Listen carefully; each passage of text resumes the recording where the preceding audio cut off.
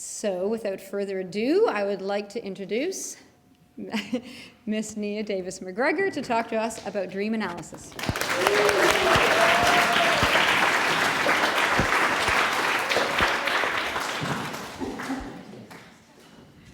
Something wrong with this. Okay, anyways.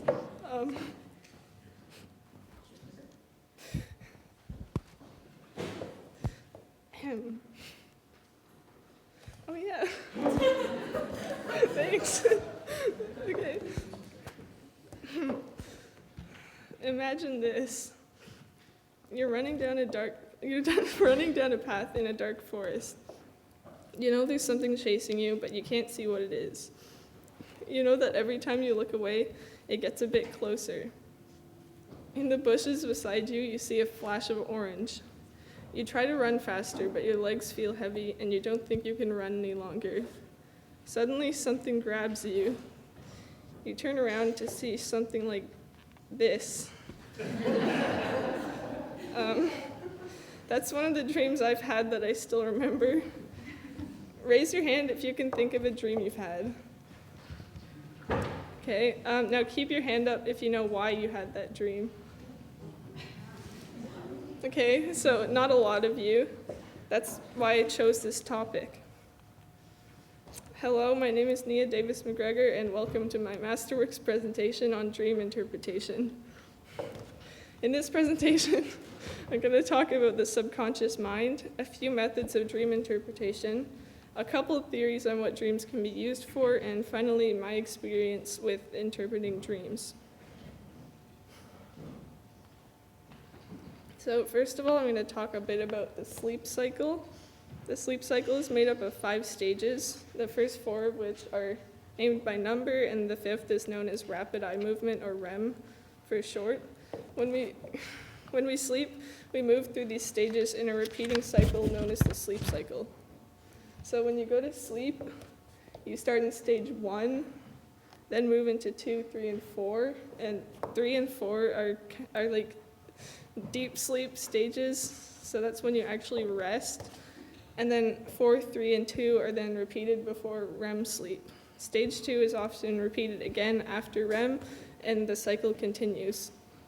So this cycle usually lasts around 90 minutes and repeats around 4 to 6 times. I'm going to focus on REM sleep because this is the stage that dreaming happens in. REM is entered around 90 minutes after you fall asleep. Your eye movement increases, which is why it's called rapid eye movement. During REM, your brain and other bodily systems are more active, but your muscles you move by choice, like your arms and your legs, become relaxed or even paralyzed. The purpose of this is thought to be to protect you from hurting yourself, because when your muscles are paralyzed, you obviously can't get out of your bed or move actively during your sleep.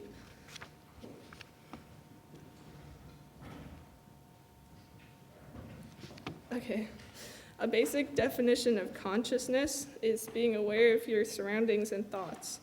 When you're conscious, you make intentional actions like picking up a glass of water. When you're awake, your conscious mind is active and in control. Can anyone give me an example of a conscious action? Jen? Putting up my hand? Yeah, there you go. What about, can anyone give me an example of an unconscious action? Grace? Blinking. Okay, yeah, that could actually be both, because obviously you don't have to constantly remind yourself to blink, but you can also make yourself blink on command, so it's both. Okay. Sigmund Freud was an Austrian neurologist who created psychoanalysis. Freud believed that events that take place in our childhood shape our personality and have a large influence on the rest of our lives. He also believed that deeply repressed conflicts can be displayed as physical symptoms. For example, he once studied the case of a woman with hysteria, which he believed had stemmed from childhood trauma. Freud believed that the mind is made up of 3 levels called the id, the superego, and the ego. According to him, the id is made up of instinctive drives or urges. The superego is basically our conscience, so it helps us decide what's morally right and wrong, and it's also what makes us feel guilt. Freud believed that the demands the id makes can be restricted by the superego, which causes tension in a person's unconscious mind. The ego is what resolves this tension and creates balance. This part of the mind is aware of the outside world and takes in information.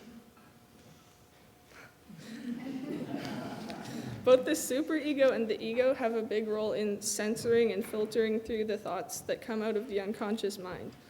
Something to remember is that the amount that the ego, superego, and id are unconscious can vary between people, so the degree of unconsciousness is dynamic in every person. So Freud believed that the ego, or the conscious mind, goes offline while we sleep. So according to him, this means that the contents of the unconscious mind that are normally repressed can be released into our dreams. He even called dreams the royal road to the unconscious mind. In Freud's opinion, a major function of dreams is to fulfill repressed or forbidden wishes that come from the unconscious mind. He identified the content of dreams as manifest content and latent content. So the manifest content is the obvious parts of the dream, like the events that happened. So this would be, if you're telling someone about your dream, you would be telling them about the manifest content. The latent content is the hidden meaning or underlying wish of the dream. And Freud believed that he called them dream messages or dream thoughts, and he believed that they're disguised by the superego before they can escape into dreams during our sleep. And he thought that these messages had to be decoded to interpret a dream. Freud believed that dream messages can be represented by symbols, but he warned against supposing that one symbol can only mean one thing.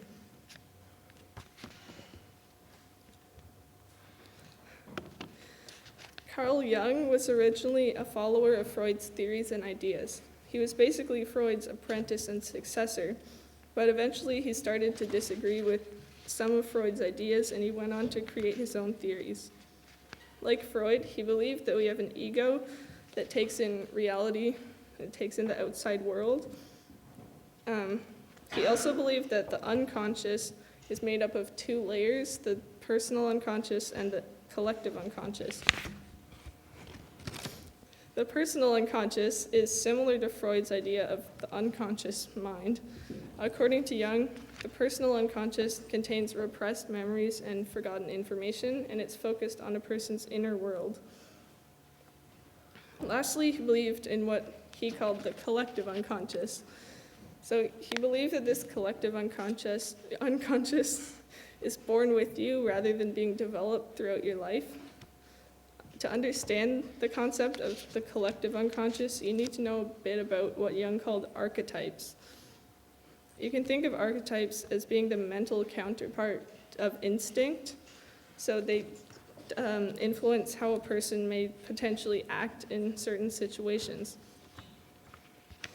If you don't understand, here's an example that kind of helped me understand. Chairs. Every person feels the need to sit down sometimes and to have something between standing up and lying down. Chairs are something we all use. The thing about chairs is that even if they look different, they all have the same purpose. So you might like an antique chair, while I might like an armchair. Someone else might even like a plastic chair like the ones you're all sitting on right now. The thing that makes them all similar is our need to sit down and be supported. This is basically what an archetype is. Jungians also believe in something called the shadow. The shadow is an unconscious part of your personality that your conscious ego doesn't recognize as you. So it's essentially the opposite of your conscious attitude. So it's the opposite qualities of what you see yourself as. For example, you may think of yourself as being a generally kind person, but deep down you may actually have unkind tendencies. According to Jung, you should embrace your shadow. So this basically means being aware that you can't always act a certain way in any situation. So you may think, for example, of how someone else behaved when they found themselves in a certain situation and tell yourself that you would never do that. The truth is you can't know how you would act in that situation unless you've also found yourself in it. So rather than thinking there's no way you would act like that, take into account that you may not always act like the person that you view yourself as. In a dream, Jung believed that in a dream the shadow may appear as pretty much anything. So it could be a monster that's chasing you, for example. Like their theories of the unconscious mind, Jung and Freud had some very different ideas about what dreams are and how they can be interpreted. They both thought that interpreting dreams can be a window into the unconscious mind, but from there their ideas went in different directions. Jung believed that dreams reveal more than they conceal, unlike Freud, who believed that dreams are secretive and need to be decoded. Jung believed that dreams can help blur the line between your conscious and unconscious, making your mind whole. He called this individualization, which is essentially the development of your personality. According to Jung, dreams are the unconscious mind's way of communicating important things to the conscious mind.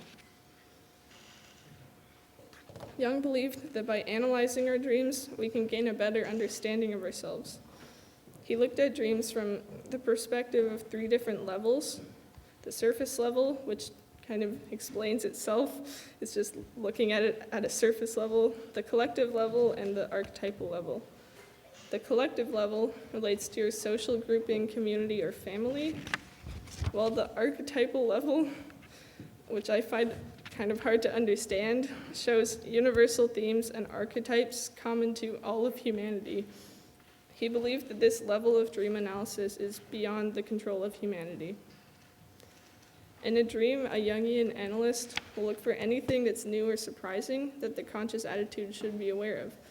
So they believe that everything in a dream is part of yourself. So if there's a table in your dream, they believe that it represents some part of your mind.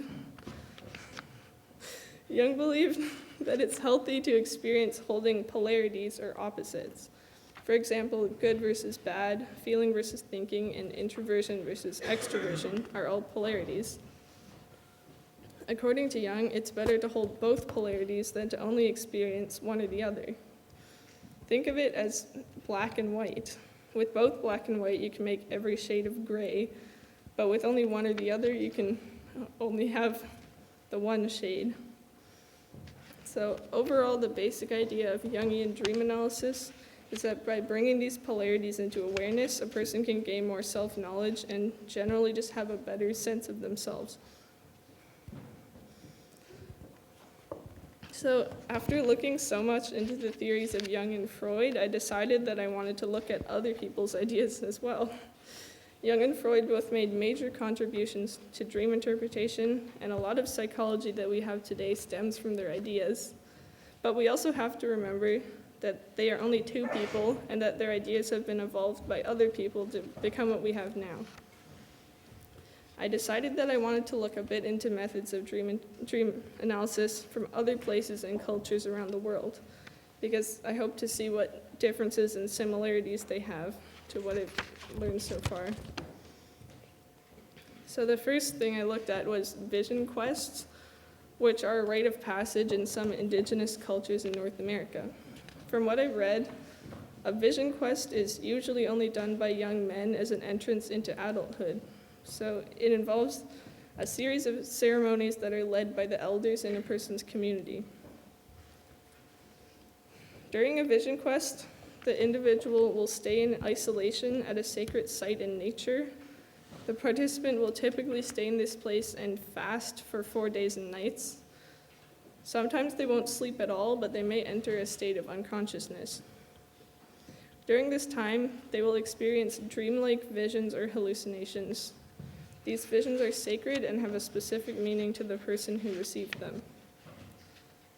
These visions make an important connection between the participant, nature, and their ancestors, and they're said to reveal a lot of knowledge about the person's life. The visions may contain natural symbolism, such as animals or forces of nature, and they're later interpreted by the elders in the person's community. The purpose of a vision quest is to give an individual a better understanding of their purpose in life, their role in their community, and overall their knowledge of themselves. So I also looked into dream interpretation in ancient Egypt. Ancient Egyptians took dreams very seriously. They even believed that a dream could cure an illness or help a person make an important decision. They held dreams in such high regards because they believed that they were answers given by the gods to help people with their daily problems. They had dream temples where they went to incubate their dreams, which means that they would go there to seek answers in their dreams to problems in their daily lives. These temples were open to everyone who believed in the god or goddess that the temple was built for, and they also had to be considered to have a pure soul. Once they had visited a dream temple, the person would usually go to a priest or dream interpreter to have their dream analyzed. Some ancient Egyptians kept a dream book, which is what that is, in which they recorded their dreams and their interpretations. So the dreams in these books were categorized as good or bad dreams. The bad ones were recorded in red, which is the color of bad omens. It was considered to be a bad omen if the dreamer saw themselves in a mirror. On the other hand, it was believed that someone seeing themselves dead in a dream was a good sign, meaning that they would live a long life. So,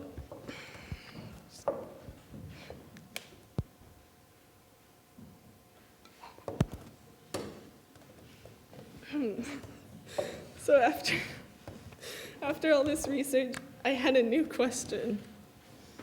What is the function of our dreams, and what can we learn from interpreting them? I think it's unlikely that we'll ever have a solid answer to this question, because dreams are something we can't physically study, and we can only hear about them from other people. Of course, there are countless numbers of theories as to why we dream. One idea that I looked at is that our dreams can help to solve problems that we may not be able to during the day. So dreaming is basically thinking in a different state of mind, so demands that our bodies make during our sleep may have different effects than they would on us while we're awake. During REM sleep, it's been observed that the parts of the brain associated with visual imagery are much more active than when we're awake. In addition to this, the part of our brain associated with planning and censorship is way less active, so this fits with the visual characteristics and randomness of dreams. This means that when problem solving in dreams, we can think more openly and can think of more possible answers. Dreams seem to be particularly good at solving problems that involve thinking outside the box, because the areas of the brain that limit this are much less active during our sleep. So I found this super interesting, so I decided to look more into it. There was a study done where university students chose a problem that they had personal motivation to solve. For 1 week, they focused on these problems before they went to sleep and looked for answers in their dreams. The result of this experiment was that half of the students had a dream on the topic of their problem, and 1/4 had a dream that solved their problem. So one student's problem involved choosing between 2 universities. In their dream, they were flying over a map of the United States in an airplane. The pilot said that there was an engine problem and that the plane needed to land. On the map, the dreamer looked for a safe place to land, which was indicated by light. The dreamer asked about landing in Massachusetts, which they were flying right over, but the pilot said that it was not safe to land there. The light indicating the safe place to land seemed to be further west. So this dream helped the student realize that they were actually a lot more interested in the university to the west in California.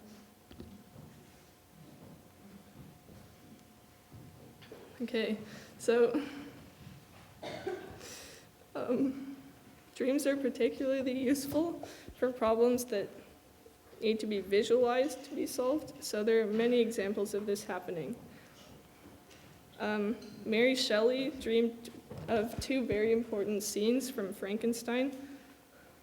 Robert Louis Stevenson dreamed the idea of Dr. Jekyll and Mr. Hyde. James Cameron dreamed of important scenes from both Terminator and Avatar. Paul McCartney even woke up one morning with a tune in his head, which later on became the Beatles' song Yesterday. The arrangement for the periodic table actually came from a dream, and the shape of DNA was supposedly inspired by a dream. The examples don't stop there. Elias Howe, the inventor of the sewing machine, was having trouble with getting the sewing needle to work in his invention. Of course, having the eye of the needle at the base, like handheld needles, wasn't going to work in his sewing machine. So he reportedly had a dream that solved this problem. In this dream, he was building a sewing machine for the king of a strange country. He had been given 24 hours to make it work, but he couldn't do it in time. He was taken outside to be executed, and he noticed that the spears of the king's soldiers each had a hole in them near the point.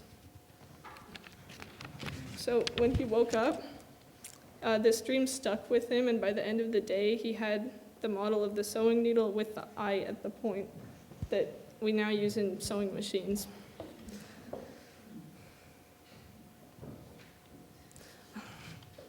Auguste Kekulé was assisted by a dream when working on the structure of the chemical compound benzene.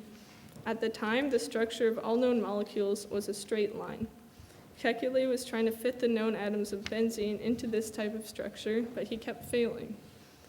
Then he had a dream in which there were atoms dancing around in front of him, which then started to form snake-like straight lines. Then one of the snakes reached around and bit its own tail, forming a closed circle. He woke up and realized that the way that all of the atoms in a benzene molecule can fit together is in a ring rather than a straight line. Okay, so finally I will be discussing my own experience with dream interpretation. So in the final section of my Masterworks project, I attempted to analyze dreams for the first time. There are so many different methods of dream analysis that mix different aspects of Jungian and Freudian theories that I decided to just try to give it a shot my own way. I created a method of collecting and analyzing information, staying away from using a dream dictionary with fixed meanings assigned to symbols. This is because I believe that the meanings of dreams are very dependent on personal meaning and context. I started by finding a few people who were willing to tell me about their dreams. Then I created a list of questions, did one-on-one interviews, and finally attempted to interpret the dreams. I quickly found out that this was a lot harder than I thought it would be. There was no possible way to know how accurate my interpretations were, because obviously there's no way to know. I didn't find a clear answer to any of the dreams, which might actually be a good thing, but So when I was doing this, rather than simply defining what their dream meant from what I'd heard, I wanted to actually help the participants come to an understanding that could possibly be beneficial to them. So the first dream I looked at was a common one. The dreamer was on a university campus looking for their class that they had to write an important exam in. Every corner they turned presented something they were unfamiliar with. Essentially, they were lost on a university campus, getting more and more stressed about missing their exam. People kept passing them by, saying things like, "How was the exam?" This made the dreamer even more stressed and frustrated that nobody was helping them. They woke up very anxious. So, according to the dreamer, the general feelings that they had in this dream were stress, panic, and confusion. As a teacher, they have an almost constant stress to be at classes at the right time. After hearing this, I took my first shot at interpreting a dream. So, the dreamer told me that at the time of this dream, they were stressed about classes they were teaching the next day. I believe that they were thinking about this while falling asleep, which is why they dreamed about such a stressful situation. I think it was their mind's way of preparing them for the worst possible scenario by putting them in a similar situation to being late to teach a class. This could possibly prepare them in case they found themselves in that situation while awake. So, the next dream I want to talk about was a lot more complicated, and I found it even more difficult to interpret. This dreamer, the dreamer is standing in their bedroom, which is on the ground floor of their house. They have a very large window looking out onto the front yard. They described it as when their light is on at night and someone's standing outside. It's like they're looking into a fishbowl. Anyone who is on the street or in their yard can see in, so they have curtains that completely block out light. In the dream, the dreamer walks to the window because they feel the need to look outside. They spot a silhouette-like figure of a girl standing in the middle of the yard. Then it shifts into what seems to be the silhouette of a man who turns to look directly at them. The dreamer freezes and gets cold. They felt vulnerable, scared, confused, and exposed. The dreamer said that if they could describe this dream in one word, it would be unsettling. Looking at this dream at a surface level, it could just be a fear of people looking in their window. Maybe they were just thinking about that at the time, and their mind wanted to know how they would react in that situation. But I think it means more than that. I don't know exactly what, but from what I've read about dreams, they always have a deeper meaning. So the dreamer didn't recognize the shadow figure as someone they know, so I don't think it can be connected to a specific person. I think it probably represents something bigger than that, like their fears or maybe even people in general. I think that they feel vulnerable because of this thing, whatever it is. Also, your room is where you sleep and live a lot of your life, so the fact that they're being watched in this place where they live their personal life could mean they feel like they can't hide from whatever the shadow figure represents, like a fish in a tank. When I asked them again what they thought the shadow figure could represent, they said it could be stress or anxiety. We both concluded that it's likely that around the time of this dream, they were facing some kind of stress or anxiety that was making them feel vulnerable and like they had no way to stop it. So, after attempting to interpret dreams for the first time, I feel like I've learned a lot. First of all, dream interpretation is much more complicated than I originally thought. I learned that finding one clear explanation is very difficult and maybe even impossible. I used to think that you could interpret a dream by looking it up or using a dream dictionary full of symbols with fixed meanings. Now I think it's much more based on the personal meaning and the context of the dream. I also believe that dream interpretation doesn't require a list of rules or steps, and I think it can be done by anyone and in many different ways. I also think that the best person to interpret your dream is yourself, because this just makes sense to me because you know yourself and your mind better than anyone else can. You usually have a better understanding of how you feel, and obviously you also know what's going on in your life that may appear in your dreams. So I believe that the interpretation of dreams can help us understand ourselves, and I think it's important for us to keep interpreting them and paying attention to what our unconscious minds are telling us. So this is the end of my presentation, but before I'm done, I want to thank a few people. First of all, I want to thank my internal advisor, Anthony Dwaron. He was always available for meetings and always seemed to have new ideas for my paper and my presentation. It was also his first time being a Masterworks advisor, but I think he did a great job. Next, I want to thank my external advisor, Mary Doherty, who took a lot of time out of her busy schedule to talk on the phone and in person, at school and outside of school. I want to thank my family for trying to keep me in a good mood, even when I was super stressed. I also want to thank the people who let me try to interpret their dreams. And lastly, I want to thank all of you for sitting in those uncomfortable chairs and listening to my Masterworks presentation.